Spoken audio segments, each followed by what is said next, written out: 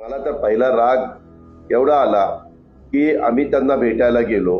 मला वाटतं दुसऱ्या दिवशी जयंतराव गेले. अस्थि विसर्जन तेपर्यंत झालेलं नव्हतं. मी ज्या दिवशी अंत्यविधी झाला त्या दिवशी जाऊ शकलो नाही. दुसऱ्या दिवशी माझा कुठेतरी कार्यक्रम होता म्हणून तिसऱ्या दिवशी गेलो. अस्थि विसर्जन झालेलं नव्हतं. काय आपण काय अगदी त्या निवडणुकीपासून निवडणूक नाही लागली तर जीव चाललेत काहीचे.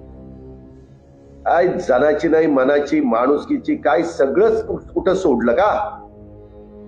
तुमच्या आमच्या घरामध्ये जर अशा प्रकारची दुःखद घटना घडली तर माणूस 13-14 दिवस गप्प बसतो.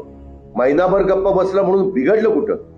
सारखं कोण कुठं काय करणार, कोण उमेदवार देणार, कोण काय करणार, कोण आत्ताच भावी खासदार म्हणून तिथं पोस्टर लावायला लागले. अरे कुठं गुडघ्याला बाळशिंग बांधून निघाला. आणि मंडळी, शिवसेनेचे नेते संजय राऊत यांनी एक ट्विट आत्ताच व्हायरल झालेल्या या व्हिडिओमध्ये टाकलेला आहे.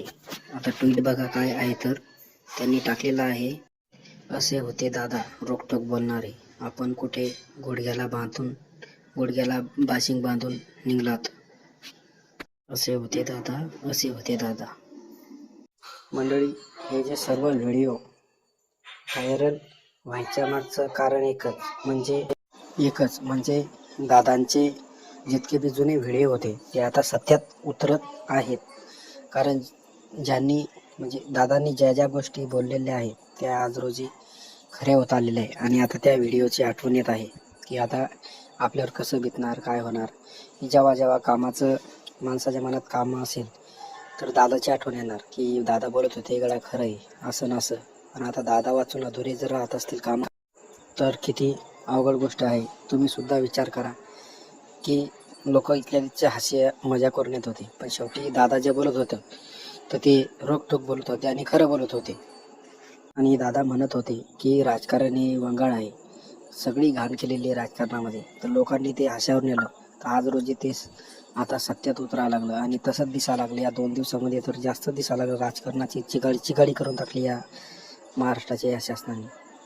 राजकारण कशावर ठेवलं नाही. दादा बोलून गेले, खरं बोलून गेले आणि खरंच बोलत होते. खरंच दादा तुमची आठवण आज रोजी आता या क्षणाला सुद्धा येते.